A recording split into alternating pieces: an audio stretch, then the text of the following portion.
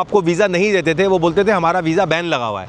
Company ने तो आपको कॉन्ट्रैक्ट दे दिया, अपनी रिक्वायरमेंट जो है वीज़ा वर्क वीज़े की वो कंपनी ने तो पूरी कर दी, लेकिन एम्बेसी की जो एक बैरियर लगा था उसने वो आपकी एप्लीकेशन प्रोसेस होने नहीं दी।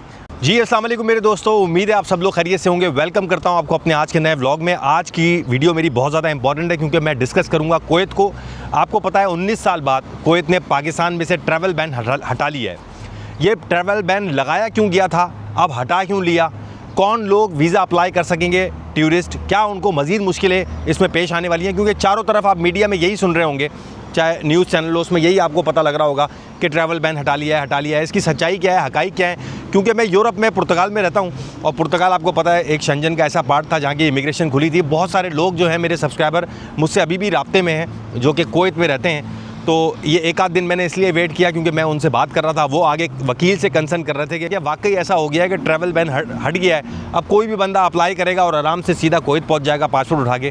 तो इसकी कुछ शराइत हैं जो मैं आप लोगों से डिस्कस करना चाहता हूं मेरे दोस्त। से पहले आप ये देखेंगे 2006 में मैं आपको ये बताऊँगा कि ये बैन लगाया क्यों गया था और अब ये बैन हटाया क्यों जा रहा है, कौन से लोग हैं वो जो अब वीज़ा अप्लाई कर सकते हैं, उनकी कैटेगरीज़ क्या हैं, ये आप लोगों से जिक्र करूँगा। इसके साथ मैं आपको ये भी बताऊँगा कि कौन कौन से स्किल आपके पास होनी चाहिए, किस किस्म के स्किल वर्कर्स और प्रोफेशनलिस्ट को ये लोग मांग रहे हैं, ये आप लोगों से जिक्र करूँगा। और ख़ास तौर पर अब आप लोगों को ये बताऊँगा कि इनकी वेबसाइट्स कौन सी हैं जो अपने डिस्क्रिप्शन में दूंगा कि जहाँ पर क्लिक करके आप वीज़ा एप्लीकेशन ऑनलाइन खुद अप्लाई कर सकते हैं, आपको किसी किस्म के एजेंट की ज़रूरत नहीं होगी। तो आए वीडियो शुरू करते हैं। तो एक चीज़ आप लोगों को बताऊं, अगर आप या आपके रिश्तेदार अगर कुवैत जाना चाहते हैं और वीज़ा अप्लाई करने चाहते हैं तो ये वीडियो उनसे ज़रूर शेयर कीजिएगा ताकि उन लोगों को पता लगे कि चारों तरफ जो मीडिया में एक बात चल रही है कि वीज़े खुल गए, इसके हक़ाइक़ और सच्चाई क्या था। 2006 में ये सिर्फ पाकिस्तान पे बैन नहीं लगा था, ईरान, इराक, अफ़गानिस्तान, पाकिस्तान, ये जितने 2-3 मुस्लिम कंट्रीज़ हैं इस पर बैन लगाया गया था। इसकी वजह ये थी कि पाकिस्तानियों को इन्होंने 2 नंबर डॉक्यूमेंटेशन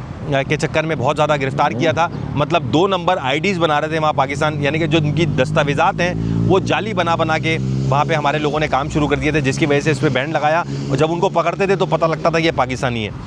दूसरा एक बहुत बड़ा प्रॉब्लम ये आ रहा था कि हमारे लोग जो हैं वहाँ पर वो चोरी में, क्राइम में बहुत ज़्यादा इन्वॉल्व हो गए थे। और जब उन्होंने पूरा 1 साल का जायज़ा निकाला और उसमें देखा कि किस कंट्री के लोग जो हमारे पास गिरफ़्तार हैं वो 2 नंबर ही कर रहे हैं, तो उसमें पाकिस्तान का नाम भी था कि पाकिस्तान के लोग जाके वहाँ पे ये ड्रामेबाजियाँ कर रहे थे, जिसकी वजह से सिक्योरिटी खदशात की वजह से इन्होंने पाकिस्तान पे बैन लगाया। तो मेरे दोस्तों मई 2025 से ये बैन हटा दिया गया है। उसकी सबसे बड़ी वजह जो है वो क्रेडिट मैं दूंगा हमारे जो सफ़ीर हैं वहाँ पर, उन्होंने, उनकी काविश है, उन्होंने बहुत ज़्यादा इसके ऊपर एफ़र्ट किया है कि किसी तरह पाकिस्तानियों पे से बैन हट सके। बहुत सारी मीटिंग्स हुई हैं और जो माशाल्लाह सक्सेसफुल हुई।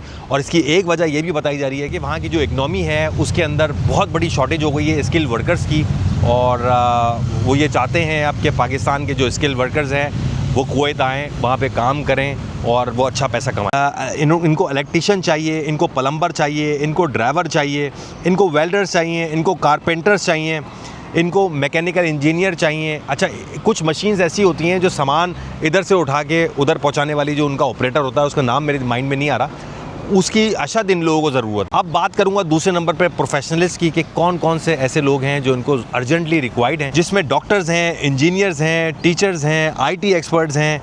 अब तीसरे नंबर पे मैं बात करने जा रहा हूँ फैमिली विज़िट की। अब वो तमाम लोग जिनके बहन भाई रिश्तेदार कुवैत में रहते थे, पहले तो ये होता था कि अगर आप, उन्होंने स्पॉन्सर भी आपको दे दिया ना तो आप जा नहीं सकते थे, आप वीज़ा अप्लाई करते थे आपको रिफ्यूज़ कर दिया जाता था। लेकिन अब चूंकि पाबंदी हट गई है तो अब वो लोग भी इससे फ़ायदा उठा सकेंगे। बात करूँ बिजनेसमैन की तो उनके लिए भी आसानी की गई है। उनको बताया जा रहा है कि अगर वो ट्रेड करना चाहते हैं, इन्वेस्टमेंट करना चाहते हैं तो अब वो जा सकेंगे। ये जो गलतफहमी हमारे दिमागों में बैठ गई है ना कि वीज़ा बैन खुल गया, बिल्कुल बॉर्डर खुल गए, ऐसा कोई चक्कर नहीं है।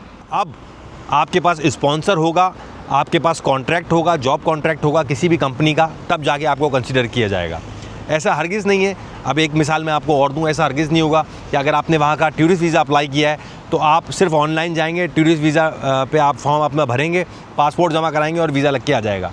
उनकी जो शराइत हैं वो आपको पूरी करनी पड़ेगी। उसी तरीके से जैसे मैंने आपको मिसाल दी कि अगर आपके पास वर्क कॉन्ट्रैक्ट है और आपने वीज़ा अप्लाई किया पहले, तो वो आपको वीज़ा नहीं देते थे, वो बोलते थे हमारा वीज़ा बैन लगा हुआ है। कंपनी ने तो आपको कॉन्ट्रैक्ट दे दिया, अपनी रिक्वायरमेंट जो है वीज़ा वर्क वीज़े की वो कंपनी ने तो पूरी कर दी, लेकिन एम्बेसी की जो एक बैरियर लगा था उसने वो आपकी एप्लीकेशन प्रोसेस होने नहीं दी, आपको आने नहीं दिया। अब ये बैन चूँकि हटा है तो आपको डॉक्यूमेंटेशन आपको पूरी देनी पड़ेगी।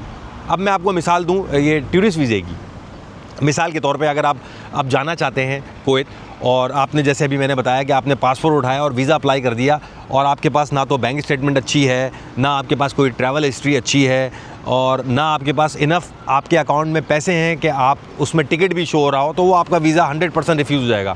ये मत समझिएगा बिल्कुल, क्योंकि बहुत सारे सवाल भी लोग कर रहे हैं यार अब तो हम बड़े मज़े से कोई जा सकते हैं, ऐसा कोई सिलसिला नहीं है। आपको जो उनकी रिक्वायरमेंट है वो पूरी करनी है। ये जो पाबंदी हटी है ये सिर्फ इसलिए हटी है कि नाउ यू कैन अप्लाई। उन्होंने ये नहीं बोला है कि हम हर आदमी को वीज़ा देंगे। वीज़ा मिलेगा सिर्फ उन लोगों को जो इस क्राइटेरिया में पूरे उतर रहे हैं। मिसाल के तौर पे दोबारा आपको बताऊं कि एक फैमिली विजिट इन्होंने खोला है। अब जिनके भी रिश्तेदार वहाँ पे मौजूद हैं वो अपनी फैमिली को विजिट कर सकते हैं। इसका तरीक़ाकार ये होगा कि आपको प्रॉपर स्पॉन्सर लेटर लेना पड़ेगा अपने रिश्तेदार से, जिसमें वो अपना एक वीज़ा रिक्वेस्ट लेटर देंगे, अपनी बैंक स्टेटमेंट देंगे। अगर वो आपको सपोर्ट कर रहे हैं, अपने घर में रखेंगे, तो वो ये बताएंगे कि मैं इस घर में रहता हूँ, इस घर को ओन करता हूँ, ये मैं अगर जॉब करता हूँ तो मेरी ये 3-4 पहली सैलरी स्लिप है। और अगर वो आपको होटल में रखेंगे तो उनको होटल रिजर्वेशन दिखानी पड़ेगी, जॉब कॉन्ट्रैक्ट लगाना पड़ेगा। आपको कंपनी रेफ़र करेगी कि हम इसको जॉब दे रहे हैं, इसको यहाँ आने दो। उनका एक वीज़ा रिक्वेस्ट लेटर होगा आपके लिए, एक कंपनी ऑफ़र लेटर होगा जो आप अप्लाई करेंगे तब जाके आपका वीज़ा लगेगा। अच्छा मेरे दोस्तों, बस ये छोटी सी वीडियो आप लोगों को बताने आया था ताकि आपको इन्फॉर्मेशन मिल सके। और ये जितने भी चैनल्स पे ये बातें चल रही हैं तो इनको दरगुजर करें और कोशिश करें अगर कोई भी जाना है काम के लिए तो अपनी प्रोफाइल अच्छी बनाएं। अगर कोई स्किल आपके पास है तो गूगल पे सर्च करें, कंपनीज़ को अप्रोच करें, वहाँ से सारे काम आपके अल्लाह ताला बनाएंगे। इंशाल्लाह सारे काम आपके बेहतर होंगे और अपनी प्रोफाइल पे काम करें।